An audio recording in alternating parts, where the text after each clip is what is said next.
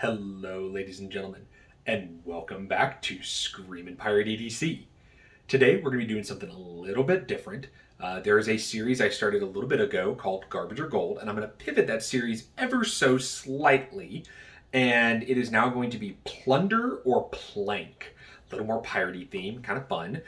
If something is plundered, that means I am taking it on an adventure, going to plunder some gold, going to have some fun with that knife. If it is plank, it is going to walk the plank. It's going to get off my ship and out of the collection. So, before I get into the knife, let's start with a little bit of consistency. We have coffee mug. This is the National Donut Day coffee mug from Death Wish Coffee, because, come on, guys. Next, we have, once again, the Balrog Hank from Renegade EDC. Damn, I love this Hank. Super soft, microfiber on the back. Love it. Great stuff. And then my coin is going to be the Mendoza EDC coin.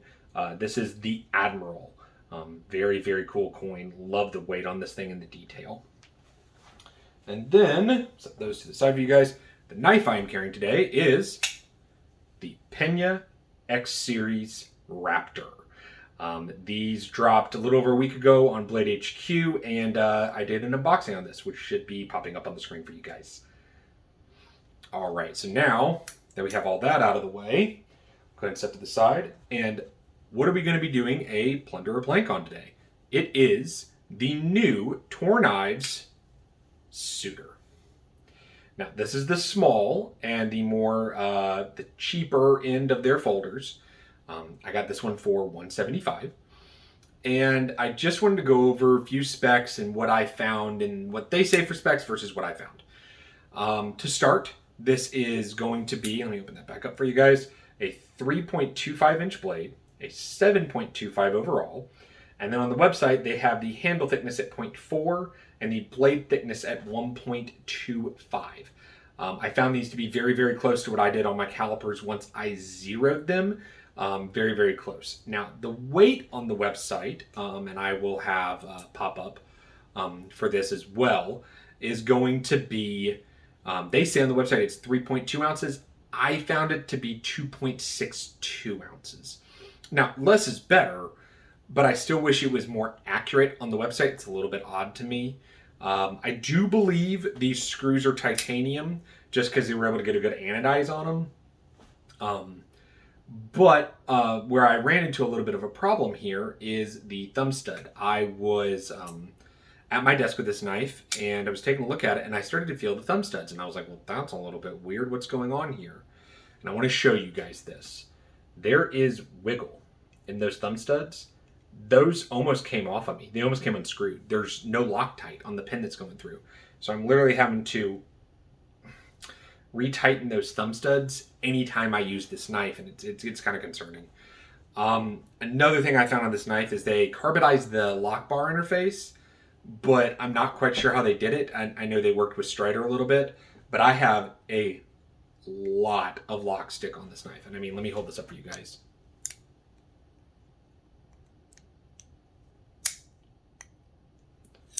I don't know if you guys hear that pop, but like it literally, I'm having to pull that knife out from the blade every time, that handle, and it's a lot. Also, I can consistently, if I don't get behind that, and I'm talking like down here with my thumb, if I'm back any other direction,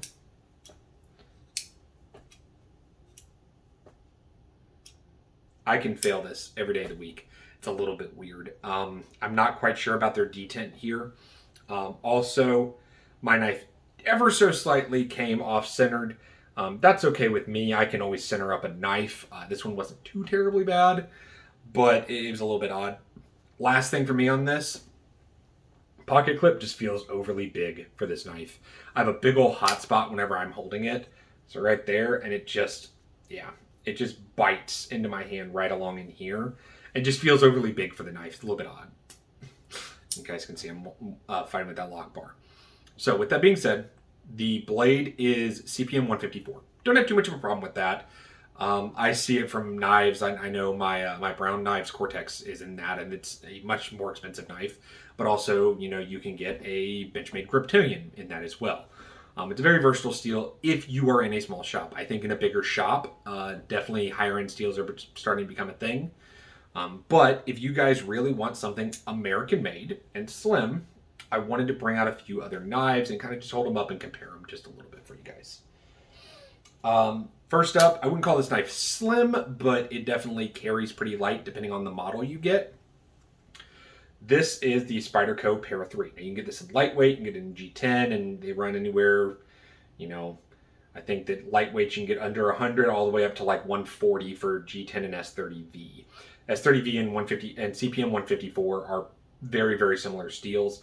I personally prefer S30, and I really like the Para 3 a little bit more ergonomic. I don't get any stick. Stuff like that is nice.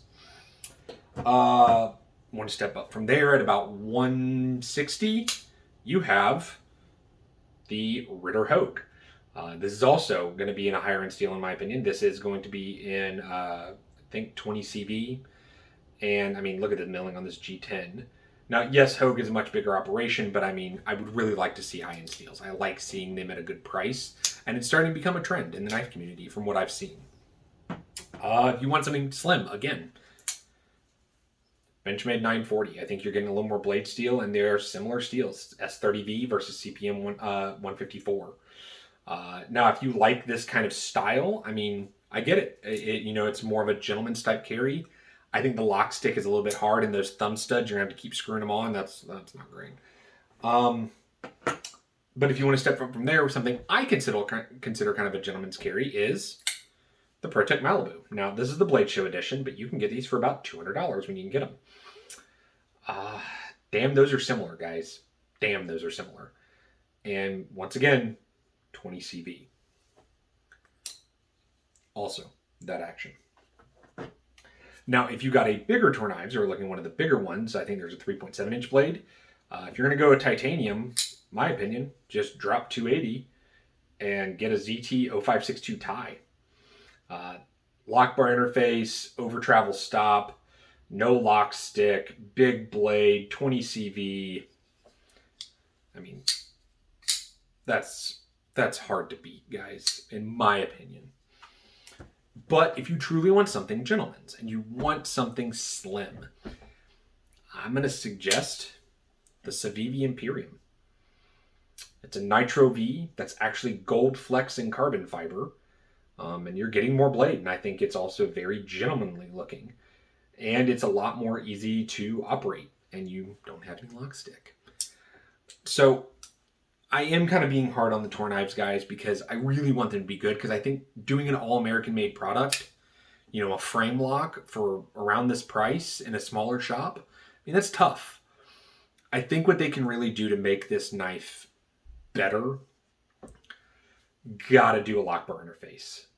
I mean, it's 2021.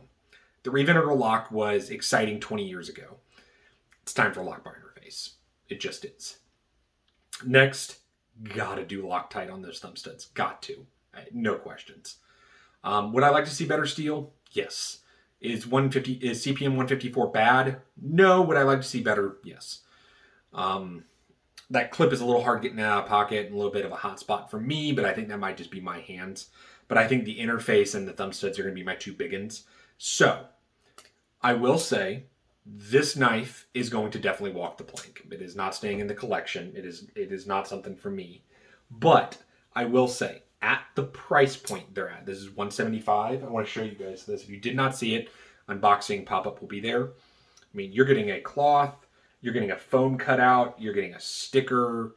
I mean, that's in a magnetic box, guys. That's nice for that price point. I wish they would have spent a little bit less on the box and done an interface. Again, that's me. But I definitely think this knife is, not staying in the collection. And there are a few things that I think could make this knife really, really good. And hopefully they do that moving forward. Well, guys, hopefully you enjoyed this new, series I'm starting, the Plunder or Plank. Hopefully this is informative to you guys. I know it certainly is to me whenever I'm looking introspective at these knives. But once again, if you like the video, give it a thumbs up, head down to the comments, subscribe, and don't forget, stickers are available, $2.50 a piece, $2.50, pop up on the screen. And hopefully you guys enjoyed this review of the Toor Knives Suitor.